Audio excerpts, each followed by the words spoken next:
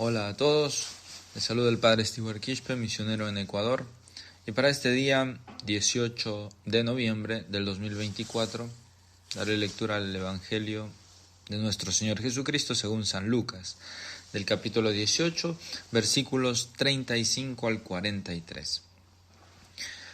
En aquel tiempo, cuando Jesús se acercaba a Jericó, un ciego estaba sentado a un lado del camino, pidiendo limosna.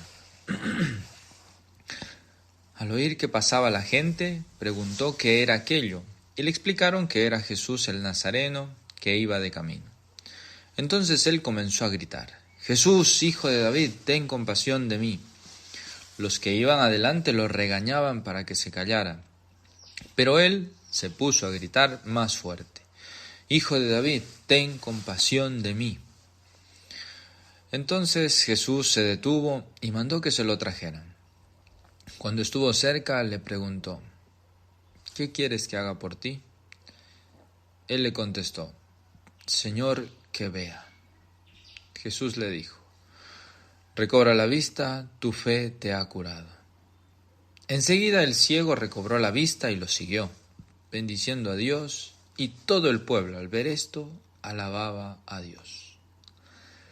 Palabra del Señor, gloria a ti, Señor Jesús. Podemos ver aquí un ejemplo hermoso en este ciego del Evangelio, que vemos que le faltaba la vista, pero lo que no le faltaba era la fe. Tenía mucha fe, porque apenas escuchó que era el Señor, empezó a gritar, y a pesar de que la multitud quería hacerlo callar, gritaba con más insistencia y más fuerte aún. Y pidió realmente con mucho desinterés lo que tenía que pedir: Señor, que vea sobre todo cuál es tu voluntad. ¿No? Con mucha indiferencia pide a Dios que haga su voluntad en la vida. Sabemos que este texto es para considerar sobre todo un testimonio para nosotros, un ejemplo para nosotros. Y nosotros también tenemos que ver y hablar sobre la ceguera. Miren, la ceguera en el Antiguo Testamento tenía varios sentidos.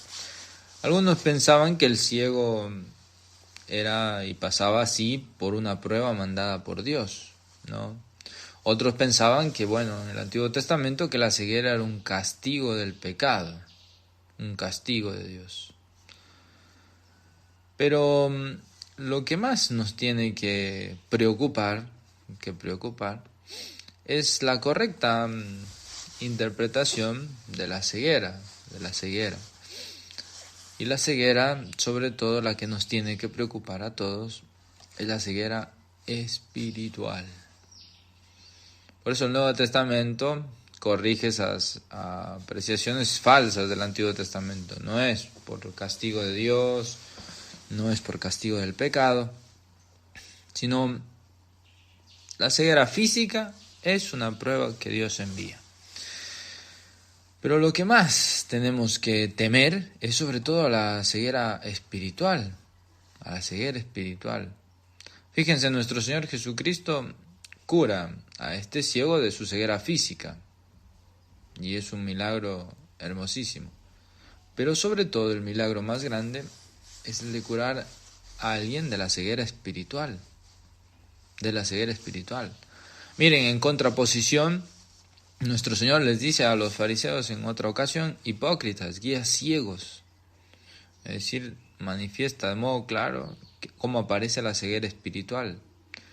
¿Por qué están ciegos? Porque lo tenían a Él delante y no lo reconocían. Era la gloria de Israel, Cristo, la luz del mundo. Y sin embargo, teniéndolo delante, no lo reconocían como tal. Guía ciego. Bien dijo de vosotros la Escritura, dice el Señor. También en otra ocasión dice: si un ciego guía a otro ciego, caerán los dos en el abismo. Fíjense, la ceguera espiritual es esa: tener a Cristo delante y no reconocerlo. Ceguera espiritual, es peor que la ceguera física, porque es la luz del alma, la luz de la inteligencia. Cuando la inteligencia se entenebrece y puede entenebrecerse, y lo puede hacer por dos razones. En primer lugar, por la pasión. La pasión enceguece porque la pasión no es inteligencia. Es una cosa sensible que está determinada a una cosa sola. Tiene un objeto. Entonces ese objeto hace que la inteligencia, que está ordenada a todo lo universal, que puede conocer todo, se determine a un objeto. ¿Ven? Entonces es inútil cuando uno está apasionado querer explicarle la verdad. No la va a aceptar a la verdad. No van a aceptar la universalidad. La catolicidad de esa verdad está determinada.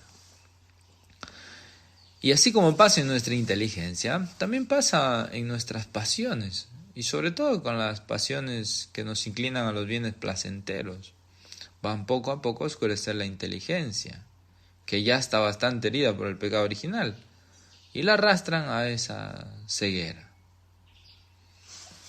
lamentablemente. Y de las pasiones de las que más tenemos que evitar y la que más nos puede llevar a la ceguera espiritual, a negar a Cristo mismo, es la del orgullo, la de la soberbia.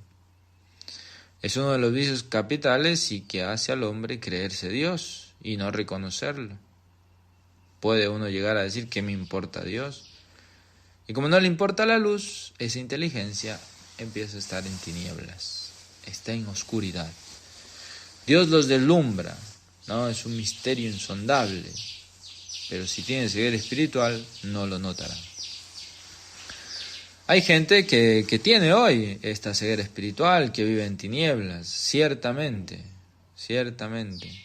Católicos que no reconocen a Jesucristo, que no lo reconocen en la Eucaristía, que no lo reconocen en su palabra, que no lo reconocen en sus sacramentos.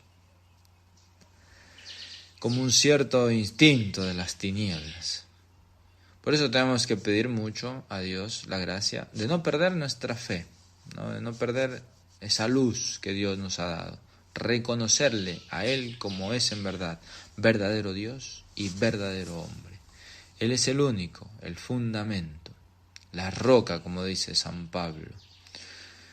Por eso tenemos que pedirle humildemente, ¿no?, a nuestro Señor por medio de la Virgen María, que nos conceda la gracia de nunca perder la fe, como este ciego de nacimiento. Le podía haber faltado la ceguera física, pero la fe no, lo reconoció como verdadero Dios a nuestro Señor. Y por eso le pidió con insistencia, a pesar de que lo callaban, a pesar de que querían hacerlo callar, gritaba con más insistencia: Señor, que vea. Todos tenemos que pedir que veamos sobre todo cuál es la voluntad de Dios en nuestra vida. Y pedirle por medio de la Virgen María la gracia a nuestro Señor de que no caigamos en esa ceguera espiritual, de no reconocer a Jesucristo delante nuestro. Nos encomendamos a la Virgen y le pedimos esa gracia. Ave María Purísima, sin pecado concebida.